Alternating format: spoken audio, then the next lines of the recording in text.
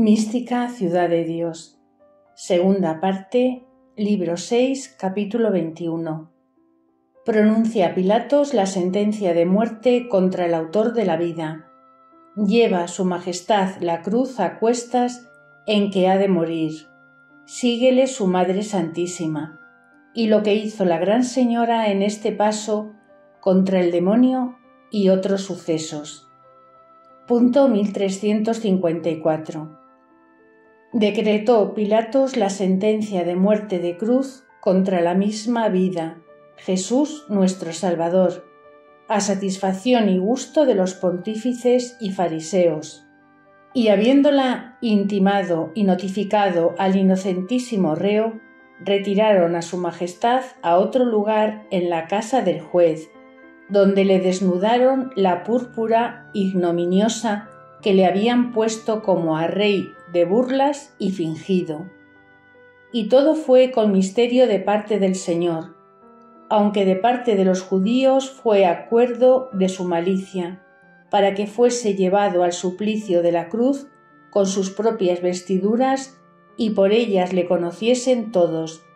porque de los azotes, salivas y corona estaba tan desfigurado su divino rostro que sólo por el vestido pudo ser conocido del pueblo. Vistiéronle la túnica inconsútil que los ángeles con orden de su reina administraron, trayéndola ocultamente de un rincón, a donde los ministros la habían arrojado en otro aposento en que se la quitaron, cuando le pusieron la púrpura de irrisión y escándalo. Pero nada de esto entendieron los judíos, ni tampoco atendieron a ello, por la solicitud que traían en acelerarle la muerte. Punto 1355. Por esta diligencia de los judíos corrió luego por toda Jerusalén la voz de la sentencia de muerte que se había pronunciado contra Jesús Nazareno, y de tropel concurrió todo el pueblo a la casa de Pilatos para verle sacar a ajusticiar. Estaba la ciudad llena de gente, porque a más de sus innumerables moradores habían concurrido de todas partes otros muchos a celebrar la Pascua, y todos acudieron a la novedad y llenaron las calles hasta el palacio de Pilatos. Era viernes, día de Parasceve, que en griego significa lo mismo que preparación o disposición, porque aquel día se prevenían y disponían los hebreos para el siguiente del sábado, que era su gran solemnidad, y en ella no hacían obras serviles ni para prevenir la comida, y todo se hacía el viernes. A vista de todo este pueblo sacaron a nuestro Salvador con sus propias vestiduras, tan desfigurado y encubierto su divino rostro en las llagas, sangre y salivas, que nadie le reputará por el mismo que antes habían visto y conocido. Apareció, como dijo Isaías, como leproso y herido del Señor, porque la sangre seca y los cardenales le habían transfigurado en una llaga. De las inmundas salivas le habían limpiado algunas veces los santos ángeles, por mandárselo la afligida madre, pero luego las volvían a repetir y renovar con tanto exceso que en esta ocasión apareció todo cubierto de aquellas asquerosas inmundicias. A la vista de tan doloroso espectáculo se levantó en el pueblo un tan confuso griterío y alboroto, que nada se entendía ni oía más del bullicio y eco de las voces. Pero entre todas resonaban las de los pontífices y fariseos, que con descompuesta alegría y escarnio hablaban con la gente para que se aquietasen y despejasen la calle por donde habían de sacar al divino sentenciado, y para que oyeran su capital sentencia. Todo lo demás del pueblo estaba dividido en juicios y lleno de confusión, según los dictámenes de cada uno,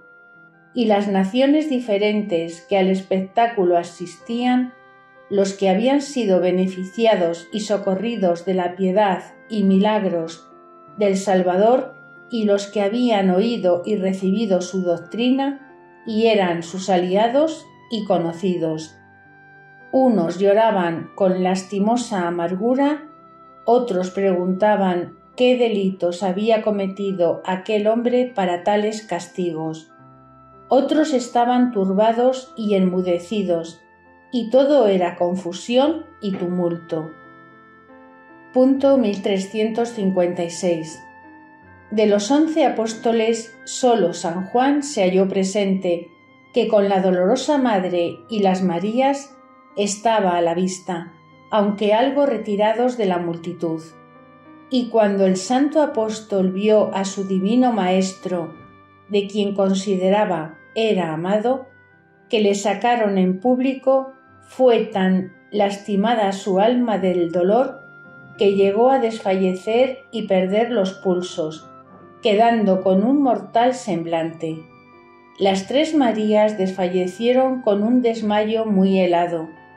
pero la Reina de las Virtudes estuvo invicta y su magnánimo corazón, con lo sumo del dolor sobre todo humano discurso, nunca desfalleció ni desmayó, no padeció las imperfecciones de los desalientos y deliquios que los demás. En todo fue prudentísima, fuerte y admirable, y de las acciones exteriores dispuso con tanto peso que sin sollozos ni voces confortó a las Marías y a San Juan, y pidió al Señor las fortaleciese y asistiese con su diestra, para que con él y con ellas tuviese compañía hasta el fin de la pasión. Y en virtud de esta oración fueron consolados y animados el apóstol y las Marías para volver en sí y hablar a la Gran Señora del Cielo. Y entre tanta confusión y amargura no hizo obra, ni tuvo movimiento desigual, sino con serenidad de reina derramaba incesantes lágrimas. Atendía a su Hijo y Dios verdadero, oraba al Eterno Padre, presentábale los dolores y pasión, acompañando a las mismas obras con que nuestro Salvador lo hacía. Conocía la malicia del pecado, penetraba los misterios de la redención humana, convidaba a los ángeles, rogaba por los amigos y enemigos, y dando el punto al amor de madre y al dolor que le correspondía, llenaba juntamente todo el coro de sus virtudes con admiración de los cielos y sumo agrado de la divinidad. Y porque no es posible reducir a mis términos las razones que formaba esta gran madre de la sabiduría en su corazón, tal vez en sus labios, lo remito a la piedad cristiana. Punto 1357. Procuraban los pontífices y los ministros de justicia sosegar al pueblo y que tuviesen silencio para oír la sentencia de Jesús Nazareno, que después de habérsela notificado en su persona, la querían leer en público y a su presencia. Y, quietándose la turba, estando su majestad en pie como reo, comenzaron a leerla en voz alta, que todos la entendiesen, y después la fueron repitiendo por las calles y últimamente al pie de la cruz. La sentencia anda vulgar impresa, como ya la he visto, y, según la inteligencia que he tenido, en sustancia es verdadera, salvo algunas palabras que se le han añadido. Yo no las pondré aquí, porque a mí se me han dado las que sin añadir ni quitar escribo, y fue como sigue. Tenor de la sentencia de muerte que dio Pilatos contra Jesús Nazareno, nuestro Salvador. Punto 1358. Yo, Poncio Pilato, presidente de la inferior Galilea, aquí en Jerusalén, regente por el Imperio Romano, dentro del palacio de archipresidencia. Juzgo, sentencio y pronuncio que condeno a muerte a Jesús, llamado de la plebe Nazareno y de patria Galileo, hombre sedicioso, contrario de la ley y de nuestro Senado y del grande emperador Tiberio César. Y por la dicha mi sentencia determino que su muerte sea en cruz, fijado con clavos a usanza de reos, porque aquí, juntando y congregando cada día muchos hombres pobres y ricos, no ha cesado de remover tumultos por toda Judea, haciéndose Hijo de Dios y Rey de Israel, con amenazarles la ruina de esta tan insigne ciudad de Jerusalén y su templo, y del Sacro Imperio, negando el tributo al César, y por haber tenido atrevimiento de entrar con ramos y triunfo con gran parte de la plebe dentro de la misma ciudad de Jerusalén y en el sacro templo de Salomón. Mando al primer centurión, llamado Quinto Cornelio, que le lleve por la dicha ciudad de Jerusalén a la vergüenza, ligado así como está, azotado por mi mandamiento. Y séanle puestas sus vestiduras para que sea conocido de todos, y la propia cruz en que ha de ser crucificado. Vaya en medio de los otros 2 ladrones por todas las calles públicas, que asimismo están condenados a muerte por hurtos y homicidios que han cometido, para que de esta manera sea ejemplo de todas las gentes y malhechores. Quiero asimismo y mando por esta mi sentencia que, después de haber así traído por las calles públicas a este malhechor, le saquen de la ciudad por la puerta Pagora, la que ahora es llamada Antoniana, y con voz de pregonero que diga todas estas culpas en esta mi sentencia expresadas, le lleven al monte que se dice Calvario, donde se acostumbra a ejecutar y hacer la justicia de los malhechores facinerosos, y allí fijado y crucificado en la misma cruz que llevare, como arriba se dijo,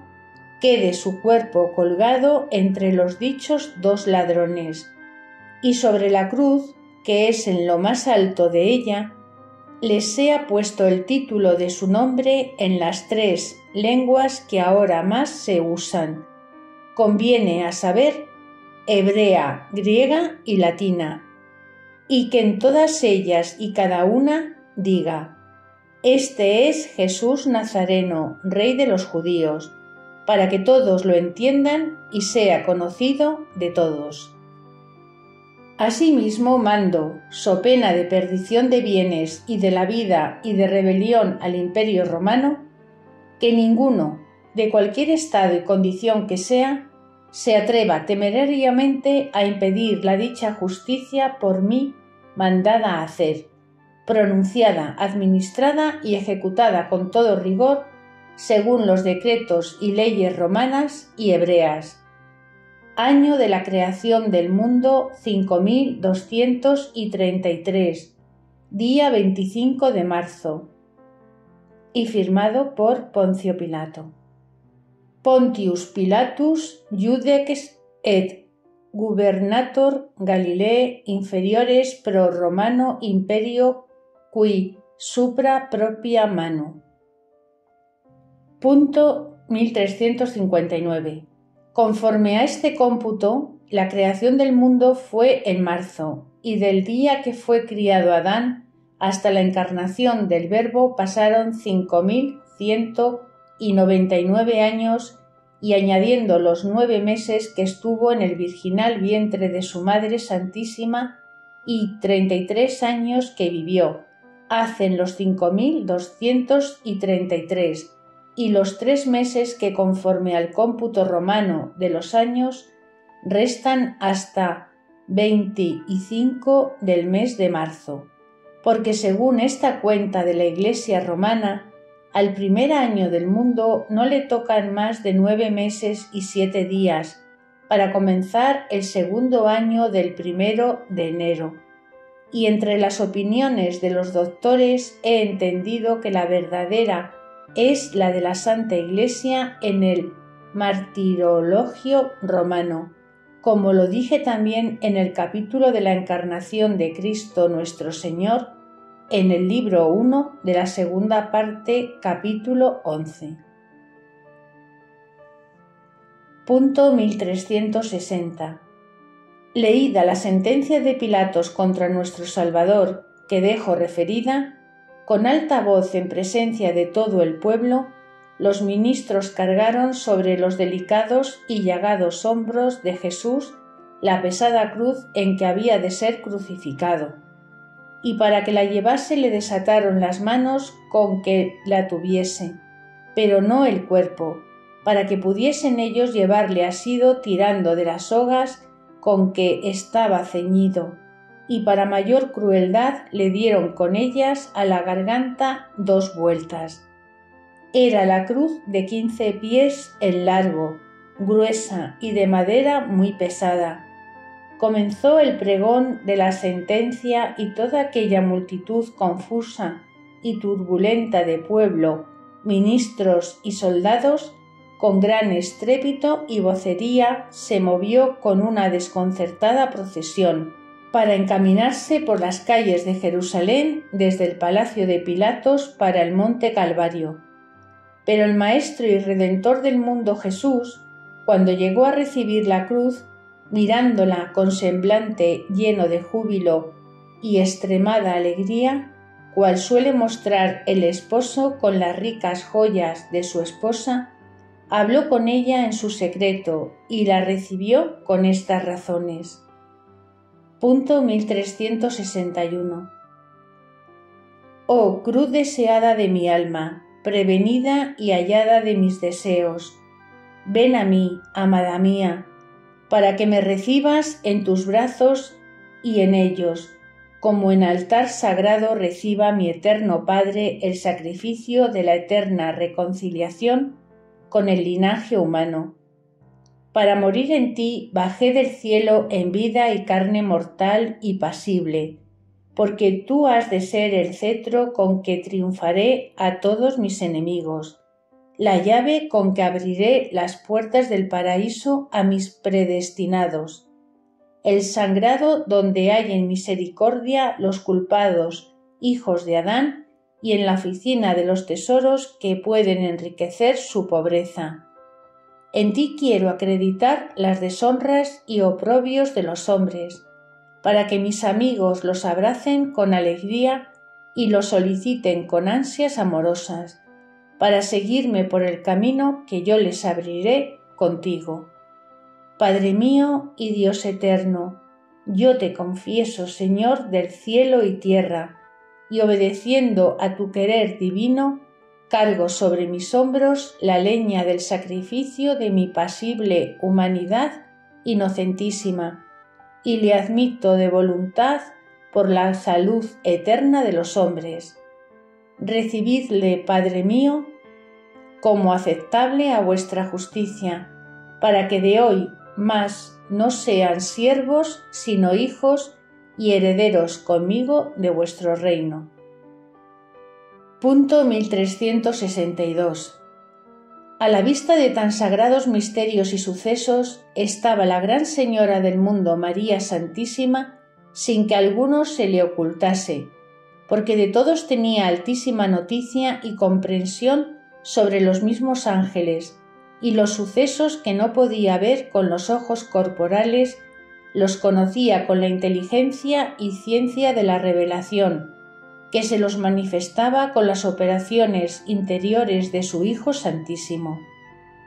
Y con esta luz divina conoció el valor infinito que redundó en el madero santo de la cruz, al punto que recibió el contacto de la humanidad deificada de Jesús, nuestro Redentor. Y luego la prudentísima Madre la adoró y veneró con el debido culto, y lo mismo hicieron todos los espíritus soberanos que asistían al mismo Señor y a la Reina. Acompañó también a su Hijo Santísimo en las caricias con que recibió la cruz y la habló con otras semejantes palabras y razones que a ella tocaban como coadjutora del Redentor. Y lo mismo hizo orando al Eterno Padre, imitando en todo altísimamente como viva imagen a su original y ejemplar sin perder un punto. Y cuando la voz del pregonero iba publicando y repitiendo la sentencia por las calles, oyéndola la Divina Madre, compuso un cántico de loores y alabanzas de la inocencia impecable de su Hijo y Dios Santísimo, contraponiéndolos a los delitos que contenía la sentencia y como quien glosaba las palabras en honra y gloria del mismo Señor. Y a este cántico le ayudaron los santos ángeles con quienes lo iba ordenando y repitiendo cuando los habitadores de Jerusalén iban blasfemando de su mismo Criador y Redentor. Punto 1363. Y como toda la fe, la ciencia y el amor de las criaturas estaba resumido en esta ocasión de la pasión en el gran pecho de la Madre de la Sabiduría, sólo ella hacía el juicio rectísimo y el concepto digno de padecer y morir Dios por los hombres, y sin perder la atención a todo lo que exteriormente era necesario obrar, confería y penetraba con su sabiduría todos los misterios de la redención humana y el modo como se iban ejecutando por medio de la ignorancia de los mismos hombres que eran redimidos. Penetraba con digna ponderación quién era el que padecía, lo que padecía, de quién y por quién lo padecía, de la dignidad de la persona de Cristo nuestro Redentor, que contenía las dos naturalezas, divina y humana, de sus perfecciones y atributos de entrambas. Sola María Santísima fue la que tuvo más alta y penetrante ciencia, después del mismo Señor. Y por esta parte, sola ella, entre las puras criaturas, llegó a darle la ponderación debida a la pasión y muerte de su mismo Hijo y Dios verdadero. De lo que padeció no sólo fue testigo de vista la cándida Paloma, sino también lo fue de experiencias en que ocasiona santa emulación no sólo a los hombres, mas a los mismos ángeles que no alcanzarán esta gracia. Pero conocieron cómo la gran Reina y Señora sentía y padecía en el alma y cuerpo los mismos dolores y pasiones de su Hijo Santísimo, y el agrado inexplicable que de ello recibía la Beatísima Trinidad, y con esto recompensaron el dolor que no pudieron padecer en la gloria y alabanza que le dieron. Algunas veces que la dolorosa Madre no tenía a la vista a su Hijo Santísimo, solía sentir en su virginal cuerpo y espíritu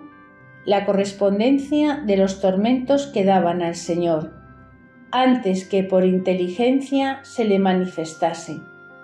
Y como sobresaltada decía: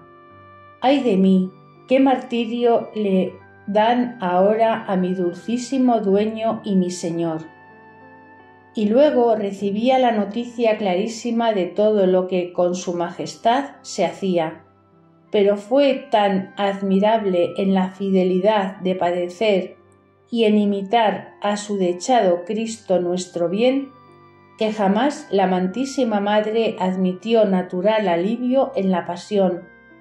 no sólo del cuerpo, porque ni descansó, ni comió, ni durmió, pero ni del espíritu, con alguna consideración que la diese refrigerio, salvo cuando se le comunicaba el Altísimo con algún divino influjo, y entonces le admitía con humildad y agradecimiento, para recobrar nuevo esfuerzo con que atender más fervientemente al objeto doloroso y a la causa de sus tormentos. La misma ciencia y ponderación hacía de la malicia de los judíos y ministros y de la necesidad del linaje humano y su ruina y de la ingratísima condición de los mortales,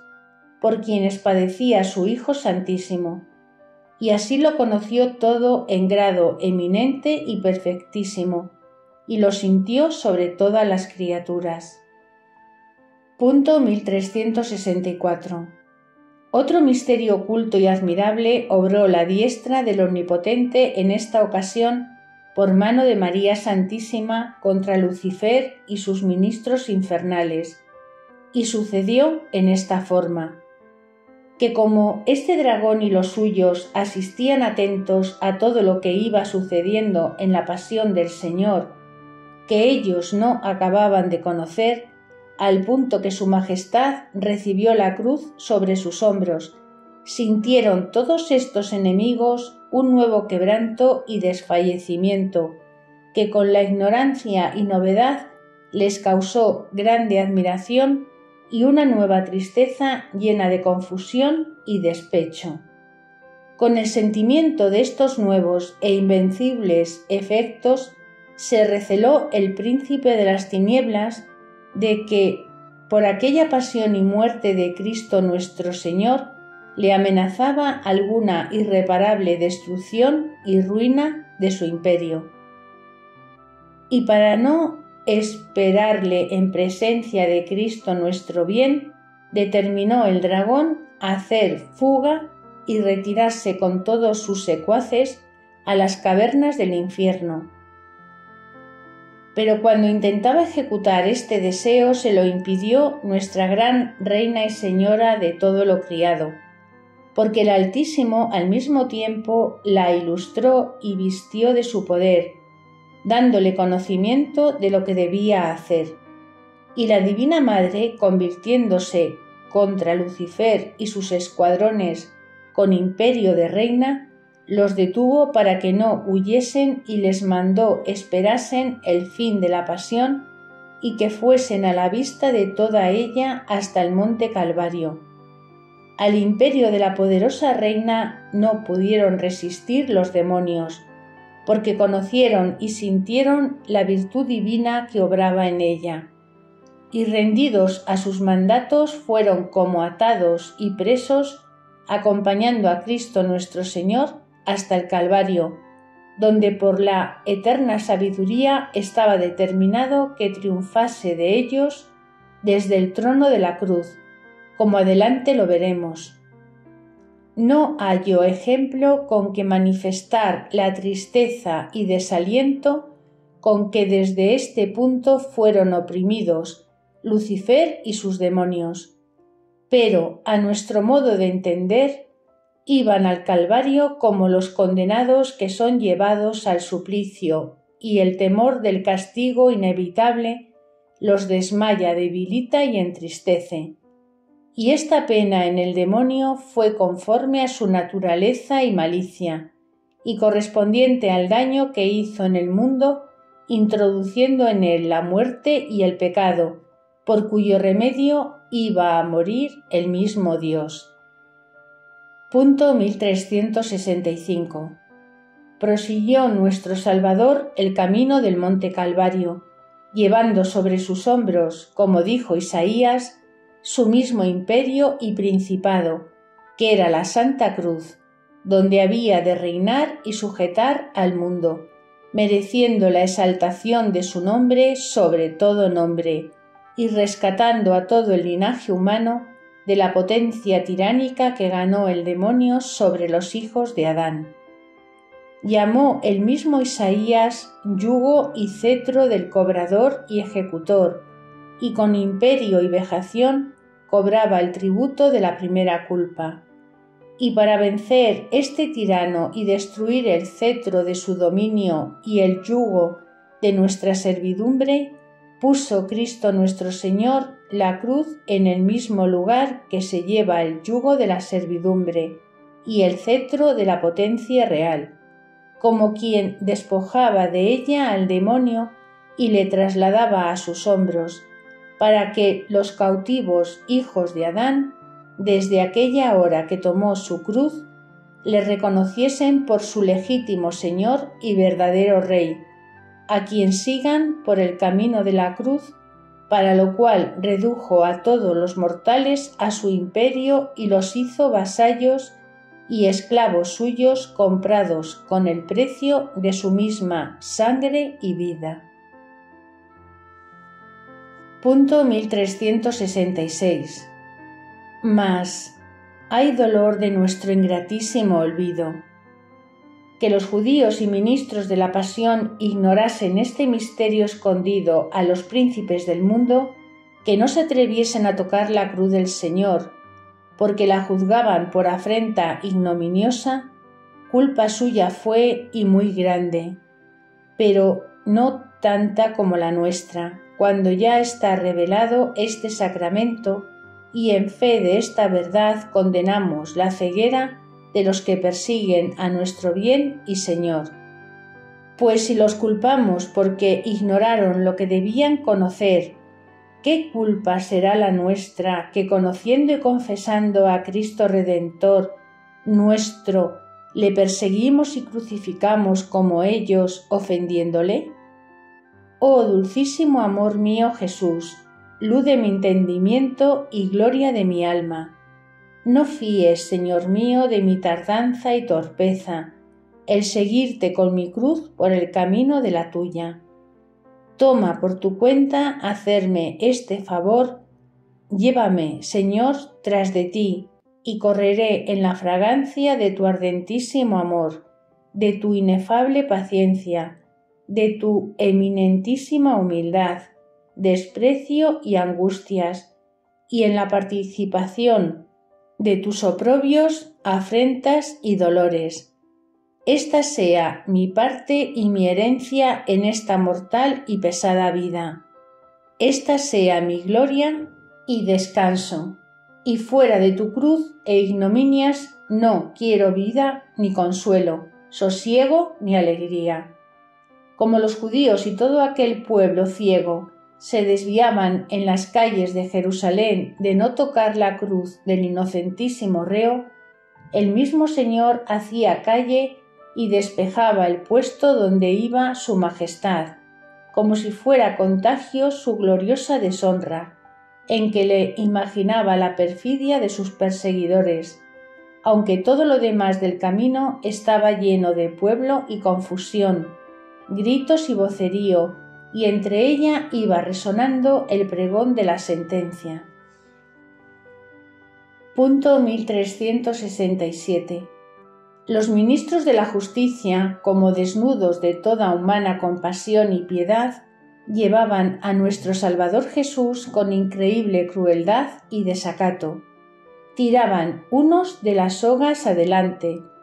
para detenerle, y con estas violencias y el grave peso de la cruz le obligaban y compelían a dar muchos vaivenes y caídas en el suelo, y con los golpes que recibía de las piedras se le abrieron llagas, en particular 2 en las rodillas, renovándosele todas las veces que repetía las caídas, y el peso de la cruz le abrió de nuevo otra llaga en el hombro que se la cargaron. Y con los vaivenes unas veces topaba la cruz contra la sagrada cabeza y otras la cabeza contra la cruz, y siempre las espinas de la corona le penetraban de nuevo con el golpe que recibía, profundizándose más en lo que no estaba herido de la carne. A estos dolores añadían aquellos instrumentos de maldad muchos oprobios de palabras y contumelias execrables, de salivas inmundísimas y polvo que arrojaban en su divino rostro, con tanto exceso que le cegaban los ojos que misericordiosamente los miraban, con que se condenaban por indignos de tan graciosa vista. Y con la prisa que se daban, sedientos de conseguir su muerte, no dejaban al mansísimo Maestro que tomase aliento. Antes, como en tan pocas horas había cargado tanta lluvia de tormentos sobre aquella humanidad inocentísima, estaba desfallecida y desfigurada, y, al parecer de quien le miraba, quería ya rendir la vida a los dolores y tormento. Punto 1368. Entre la multitud de la gente partió la dolorosa y lastimada madre de casa de Pilatos en seguimiento de su Hijo Santísimo, acompañada de San Juan y la Magdalena y las otras Marías, y como el tropel de la confusa multitud los embarazaba para llegarse más cerca de su majestad, pidió la gran reina al Eterno Padre que le concediese estar al pie de la cruz en compañía de su Hijo y Señor, de manera que pudiese verle corporalmente, y con la voluntad del Altísimo ordenó también a los santos ángeles que dispusiesen ellos cómo aquello se ejecutase. Obedeciéronla los ángeles con grande reverencia y con toda presteza. Encaminaron a su reina y señora por el atajo de una calle, por donde salieron al encuentro de su Hijo Santísimo y se vieron cara a cara hijo y madre, reconociéndose entrambos y renovándose recíprocamente el dolor de lo que cada uno padecía. Pero no se hablaron vocalmente, ni la fiereza de los ministros diera lugar para hacerlo. Pero la prudentísima Madre adoró a su Hijo Santísimo y Dios verdadero, afligido con el peso de la cruz, y con la voz interior le pidió que, pues ella no podía descansarle de la carga de la cruz, ni tampoco permitía que los ángeles lo hicieran, que era a lo que la compasión la inclinaba, se dignase su potencia de poner en el corazón de aquellos ministros le diesen alguno que le ayudase a llevarla. Esta petición admitió Cristo nuestro bien, y de ella resultó el conducir a Simón Cireneo para que llevase la cruz con el Señor, como adelante diré, porque los fariseos y ministros se movieron para esto, unos de alguna natural humanidad, otros de temor que no acabase Cristo nuestro Señor la vida antes de llegar a quitársela en la misma cruz, porque iba su majestad muy desfallecido, como queda dicho. Punto 1369. A todo humano encarecimiento y discurso excede el dolor que la candidísima Paloma y Madre Virgen sintió en este viaje del Monte Calvario, llevando a su vista el objeto de su mismo Hijo, que sola ella sabía dignamente conocer y amar, y no fuera posible que no desfalleciera y muriera, si el poder divino no la confortara, conservándole la vida. Con este amarguísimo dolor habló al Señor y le dijo en su interior: Hijo mío y Dios eterno, lumbre de mis ojos y vida de mi alma, recibid, Señor, el sacrificio doloroso de que no puedo aliviaros del peso de la cruz y llevarla yo, que soy hija de Adán, para morir en ella por vuestro amor, como vos queréis morir por la ardentísima caridad del linaje humano. Oh amantísimo medianero entre la culpa y la justicia, ¿cómo fomentáis la misericordia con tantas injurias y entre tantas ofensas? Oh caridad sin término ni medida, que para mayor incendio y eficacia dais lugar a los tormentos y oprobios. Oh amor infinito y dulcísimo, si los corazones de los hombres y todas las voluntades estuvieran en la mía para que no dieran tan mala correspondencia a lo que por todos padecéis. Oh, ¿quién hablara al corazón de los mortales y les intimara lo que os deben, pues tan caro os ha costado el rescate de su cautiverio y el remedio de su ruina? Otras razones prudentísimas y altísimas decía con estas la gran señora del mundo, que no puedo yo reducir a las mías. Punto 1370. Seguían asimismo al Señor, como dice el evangelista San Lucas, con la turba de la gente popular otras muchas mujeres que se lamentaban y lloraban amargamente, y convirtiéndose a ellas el dulcísimo Jesús, las habló y dijo: Hijas de Jerusalén, no queráis llorar sobre mí, sino llorad sobre vosotras mismas y sobre vuestros hijos, porque días vendrán en que dirán: bienaventurados las estériles que nunca tuvieron hijos, ni les dieron leche de sus pechos. Y entonces comenzarán a decir a los montes: caed sobre nosotros, y a los collados: enterradnos. Porque si estas cosas pasan en el madero verde, ¿qué será en el que está seco? Con estas razones misteriosas acreditó el Señor las lágrimas derramadas por su pasión santísima, y en algún modo las aprobó, dándose por obligado de su compasión, para enseñarnos en aquellas mujeres el fin que deben tener nuestras lágrimas, para que vayan bien encaminadas. Y esto ignoraban entonces aquellas compasivas discípulas de nuestro Maestro, y lloraban sus afrentas y dolores, y no la causa porque los padecía, de que merecieron ser enseñadas y advertidas. Y fue como si les dijera el Señor: llorad por vuestros pecados y de vuestros hijos lo que yo padezco, y no por los míos, porque no los tengo ni es posible. Y si el compadeceros de mí es bueno y justo, más quiero que lloréis vuestras culpas que mis penas padecidas por ellos. Y con este modo de llorar pasará sobre vosotras y sobre vuestros hijos el precio de mi sangre y redención que este ciego pueblo ignora.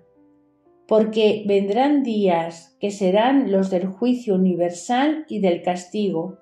en que se juzgarán por dichosas las que no hubieren tenido generación de hijos, y los prescitos pedirán a los montes y collados que los cubran, para no ver mi indignación. Porque si en mí, que soy inocente, han hecho estos efectos sus culpas de que yo me encargué, ¿qué harán en ellos que estarán tan secos, sin fruto de gracia ni merecimientos? Punto 1371. Para entender esta doctrina fueron ilustradas aquellas dichosas mujeres en premio de sus lágrimas y compasión, y cumpliéndose lo que María Santísima había pedido, determinaron los pontífices, fariseos y los ministros conducir a algún hombre que ayudase a Jesús nuestro Redentor en el trabajo de llevar la cruz hasta el Calvario. Llegó en esta ocasión Simón Cireneo, llamado así porque era natural de Cirene, ciudad de Libia, y venía a Jerusalén. Era padre de 2 discípulos del Señor, llamados Alejandro y Rufo. A este Simón obligaron los judíos a que llevase la cruz parte del camino, sin tocarla a ellos, porque se afrentaban de llegar a ella, como instrumento del castigo de un hombre a quien ajusticiaban por malhechor insigne,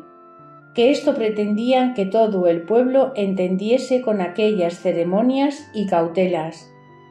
Tomó la cruz el cirineo y fue siguiendo a Jesús, que iba entre los 2 ladrones, para que todos creyesen era malhechor y facineroso como ellos.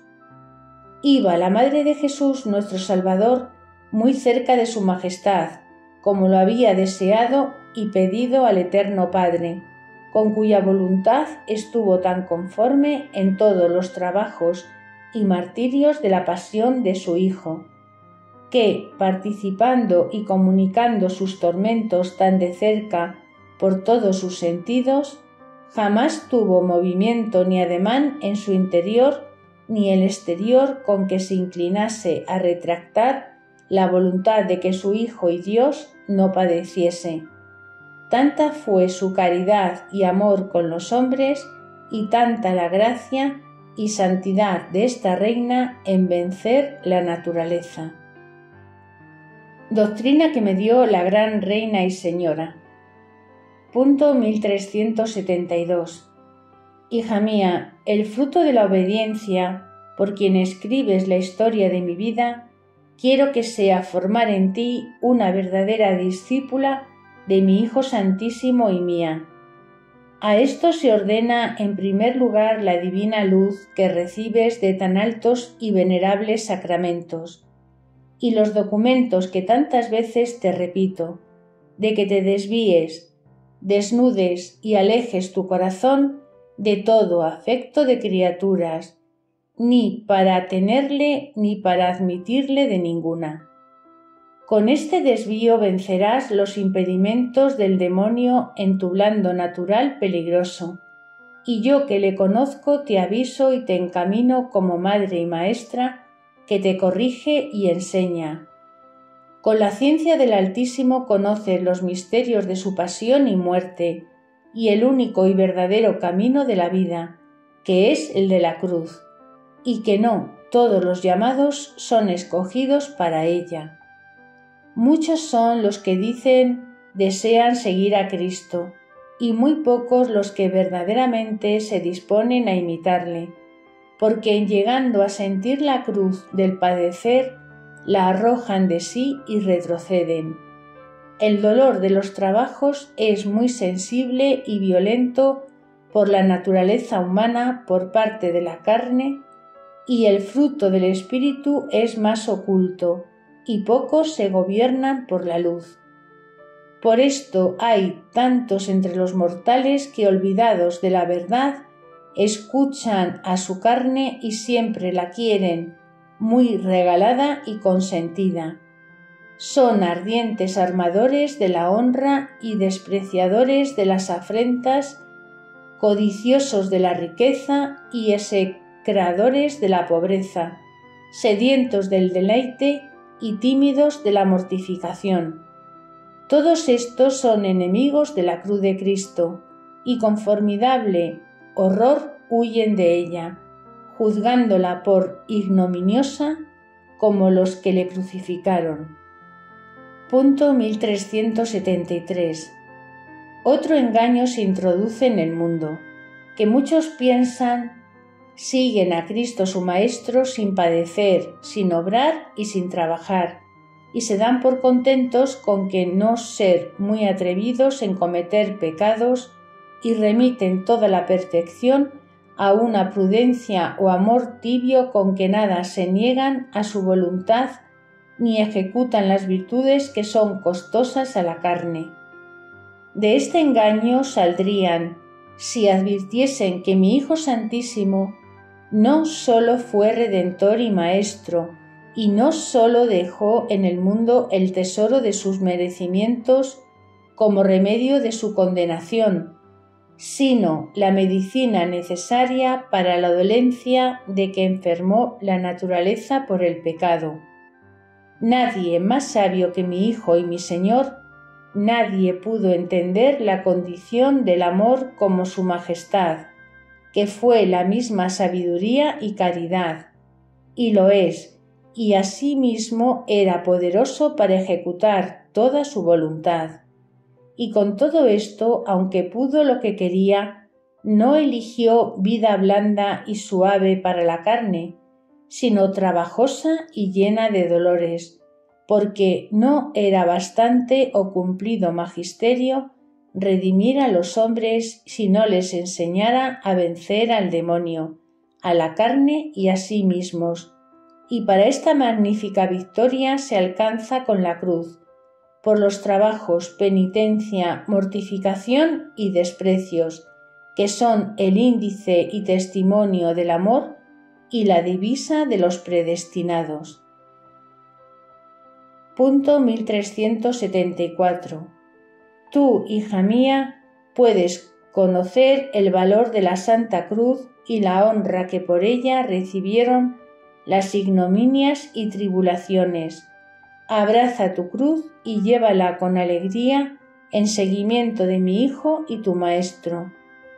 Tu gloria en la vida mortal sean las persecuciones, desprecios, enfermedades, tribulaciones, pobreza, humillación y cuanto es penoso y adverso a la condición de la carne mortal. Y para que en todos estos ejercicios me imites y me des gusto, no quiero que busques ni que admitas alivio ni descanso en cosa terrena. No has de ponderar contigo misma lo que padeces, ni manifestarlo con cariño de aliviarte. Menos has de encarecer ni agravar las persecuciones ni molestias que te dieren las criaturas, ni en tu boca se ha de oír que es mucho lo que padeces, ni compararlo con otros que trabajan. Y no te digo que será culpa recibir algún alivio honesto y moderado y querellarte con sufrimiento. Pero en ti, carísima, este alivio será infidelidad contra tu esposo y Señor, porque te ha obligado a ti sola más que a muchas generaciones, y tu correspondencia en padecer y amar no admite defecto ni descargo, si no fuere con plenitud de toda aquella fineza y lealtad. Tan ajustada te quiere consigo mismo este Señor, que ni un suspiro has de dar a tu naturaleza flaca sin otro más alto fin que sólo sea descansar y tomar consuelo. Y si el amor te compeliere, entonces te dejarás llevar de su fuerza suave, para descansar amando, y luego el amor de la cruz despedirá este alivio, como conoces que yo lo hacía con humilde rendimiento. Y sea en ti regla general que toda la consolación humana es imperfección y peligra, y sólo debes admitir lo que te enviare el Altísimo por sí o por sus santos ángeles, y de los regalos de su divina diestra has de tomar con advertencia lo que te fortalezca para más padecer y abstraerte de lo gustoso que puede pasar a lo sensitivo.